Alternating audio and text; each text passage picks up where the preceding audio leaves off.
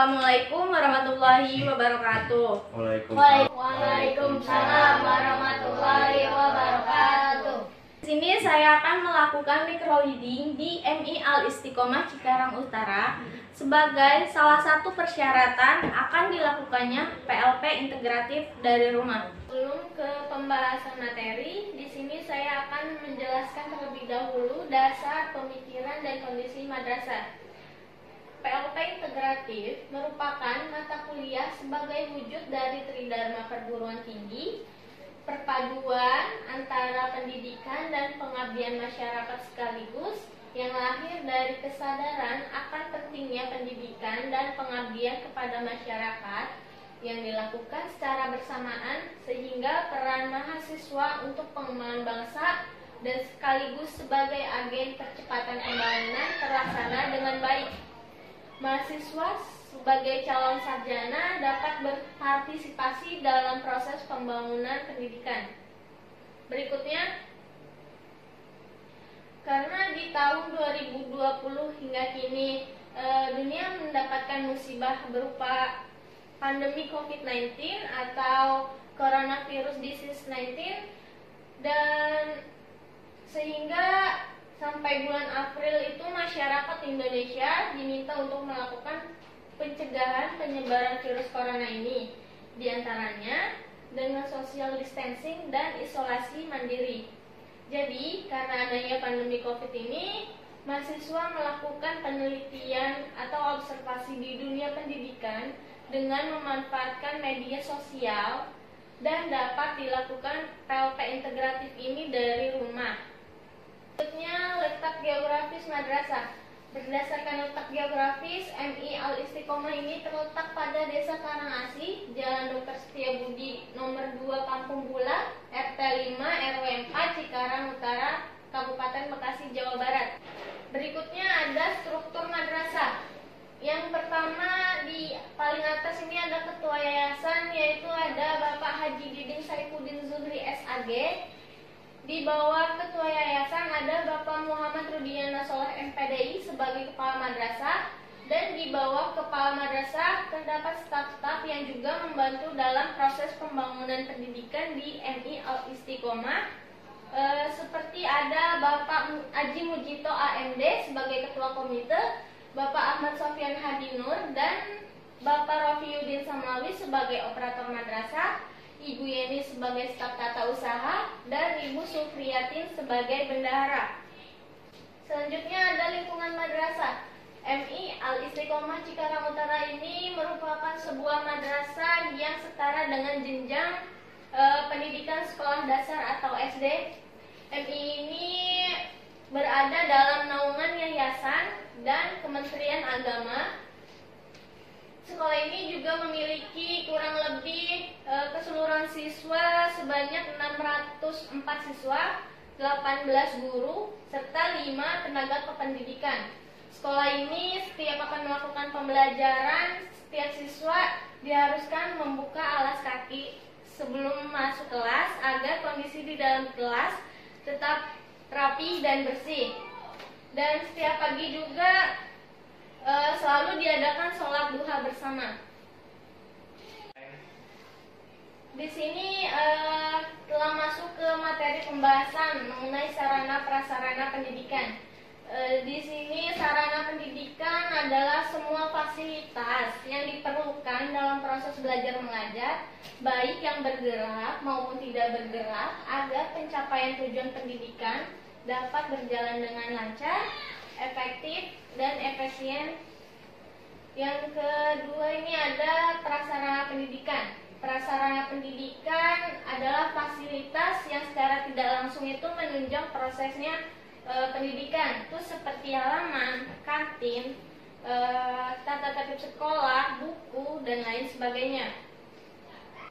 Berikut sarana prasarana yang ada pada MI Al-Istiqomah yang telah memenuhi standar pendidikan nasional, yaitu MI Al-Istiqomah memiliki sebanyak 17 ruang kelas dengan kelas 1 itu sebanyak 4 kelas, kelas 2 4 kelas, kelas 3 sebanyak 3 kelas, kelas 4 sebanyak 3 kelas, kelas 5 sebanyak 2 kelas, dan kelas 6 sebanyak 1 kelas. MI Al-Istiqomah ini belum memiliki laboratorium, namun ternyata sudah memiliki peralatan penelitian di bidang IPA. MI Al-Istiqomah ini telah memiliki perpustakaan dan UKS yang dijadikan satu ruangan, serta MI Al-Istiqomah ini mempunyai masjid dan musola untuk kegiatan sholat para siswanya. Belum memiliki lapangan olahraga, sehingga ketika kegiatan olahraga, para siswa MI Al-Istiqomah ini meminjam lapangan warga yang tepat berada di belakang sekolah. MI Al-Istiqomah mempunyai sebanyak 5 toilet, 4 toilet untuk siswa dan 1 toilet untuk guru yang keadaannya terpisah ruangan. Selanjutnya itu ada stakeholder madrasah. Apa itu stakeholder madrasah? Stakeholder yaitu setiap kelompok yang berada di dalam maupun di luar institusi sekolah yang mempunyai peran menentukan peningkatan mutu sekolah. Secara umum, stakeholder sekolah itu dapat dikelompokkan menjadi 2 bagian, yakni stakeholder internal dan stakeholder eksternal. Di sini ada stakeholder internal yang ada di MI Al-Istiqomah, yaitu terdapat tenaga kependidikan, guru, siswa, dan orang tua atau wali murid. Sedangkan untuk stakeholder eksternalnya yaitu ada lembaga kesehatan yang bekerja sama dengan puskesmas, ada KKM atau kelompok kerja madrasah, baik dari KKM desa maupun kabupaten.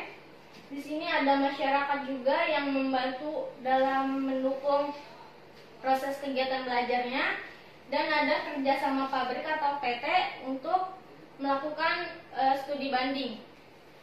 Berikutnya ada permasalahan dan identifikasi permasalahan madrasah.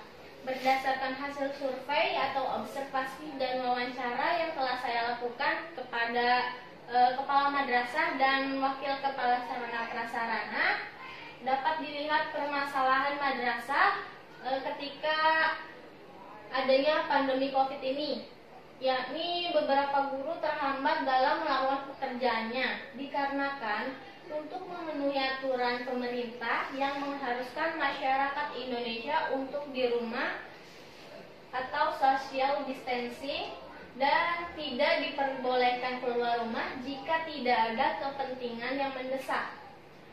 Permasalahan lainnya adalah beberapa siswa atau orang tua siswa yang tidak memiliki handphone atau HP untuk proses pembelajaran daring, serta jaringan internet yang kurang bagus yang berada di perkampungan, sehingga proses belajar mengajar melalui online atau daring ini kurang optimal.